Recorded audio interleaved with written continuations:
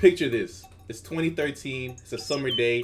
You just finished watching Chris Boo's latest video. You get a message from your friend telling you it's time to go hoop, and that means one thing. You grab your KD6s, you put on your Nike Elite shorts with the matching socks, you grab your shirt that probably says just do it or some type of corny phrase that we thought was fire when we were younger, and you head out.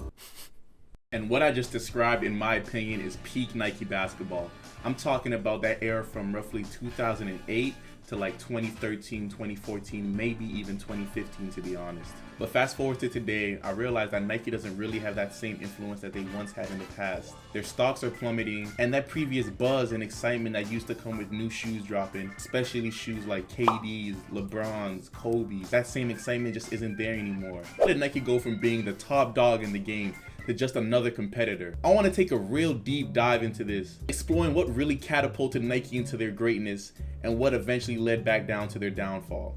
So let's rewind the clock and figure out what really happened. How did the swoosh lose their grip on the hardwood? That's a bar, low key! Alright, so let's take it back to one of my earliest sneaker memories. Enter the Nike Hyperdunk. This was a brand new shoe that was announced in 2008, right before the Summer Olympics, with that iconic USA Redeem team led by none other than Kobe Bryant. And I vividly remember my younger self seeing that video of Kobe jumping over that car, and I fully believed it. And I know you did too. And the great thing about the Hyperdunk was that this was Nike's attempt at trying to insert themselves into that new emerging lightweight performance market that was, kind of showing up at the time. And they did exactly that. Flywire was an instant success, quickly utilized in shoes such as the Kobe 4s, such as the LeBron 7s, both very popular models when we look back at them. And not even just basketball, these were used in soccer shoes as well, I believe. And I'm looking at the shoes that implemented Flywire after the Hyperdunks, and I'm just like, yeah, Nike knew exactly what they were doing, because they gave us the Kobe 4s, crazy good shoe. They gave us the LeBron 8s, and we know what that shoe did for LeBron's catalog, specifically those South Beaches that dropped insane release. If you know, you know. And yes, technology is very important when it comes to selling a shoe. I can go on and on talking about Flywire, Lunarlon, herringbone traction patterns, meshability, all of that stuff. But the average consumer doesn't even really care about that, to be honest. And Nike knew that. Nike knew the most important thing was marketing. And that is exactly where they excelled in. Nike was the absolute king at pushing a story or pushing a narrative when it comes to athletes' signature release. And the first example that pops into my head is, look at what Nike did with KD and the On Pearls. They took KD, who at the time was more of a reserve player. We didn't really know much about his personality. And they got him to open up, tell the story about his On Pearl and how she was battling cancer, a story that I'm sure a lot of people could relate to, and they were able to turn that into one of Nike's most iconic colorways. Fast forward to how Nike's doing things now, let's just take a look at Devin Booker.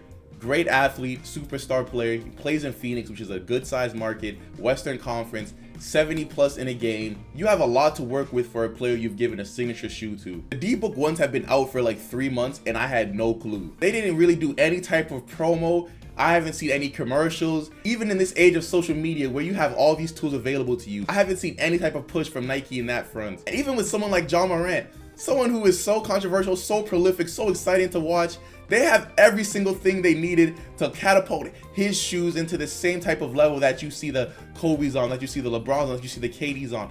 Even the Kyrie's, which I don't even want to talk about because the way Nike fumbled Kyrie will get me hot. But think about it. Look at what Adidas is doing with Anthony Edwards. I've definitely seen the mistakes that Nike has made with their athletes, and they are pushing these AE1s perfectly. They're giving us great colorways, they're giving us great commercials, they're giving us great social media pushes. Once people have started wearing your shoes with jeans, you've gone clear. You're at that next level. I don't make the rules, I'm sorry. Like, I just remembered another thing that Nike did with KD back in like 2013. I don't know if you guys remember the channel Kick Genius, but they were personally my favorite channel growing up. They did a bunch of performance tests on a bunch of shoes that dropped at the time. They would go on the court and they actually hooped, so I could really trust their word. But basically what Nike did is they took Kick Genius and a bunch of other content creators in the sneaker world, and they had a whole event set up. It was called Summer Series. It was basically a pickup game where, Kevin Durant basically picked his team and they played against each other. And it was cool and all that, but it was basically to promote the KD6s. And it was a great event, and Kick Genius vlogged the whole thing.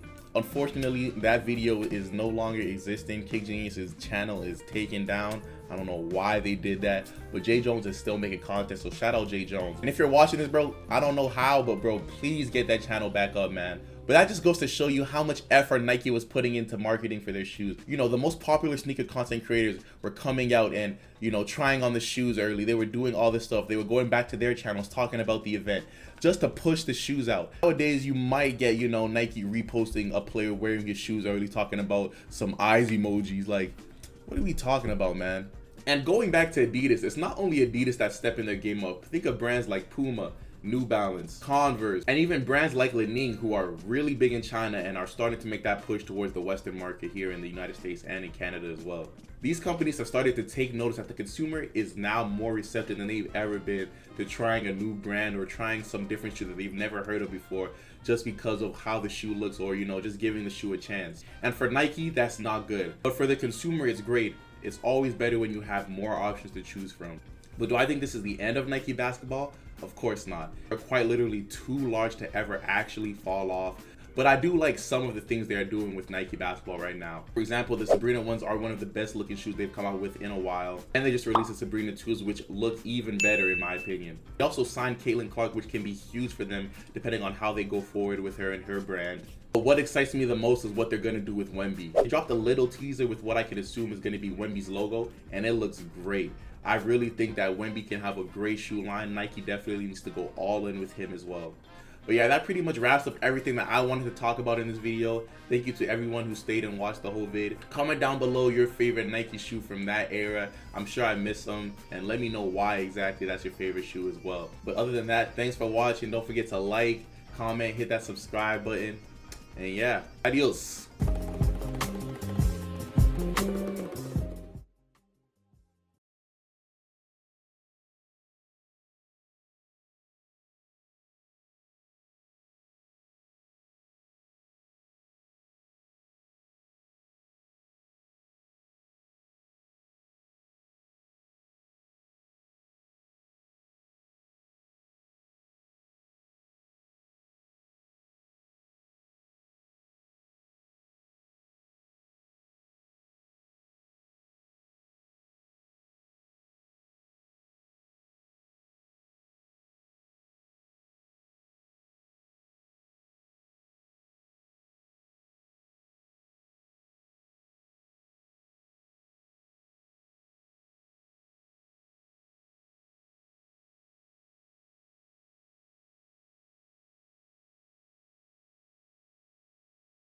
I want to take a real deep dive into this.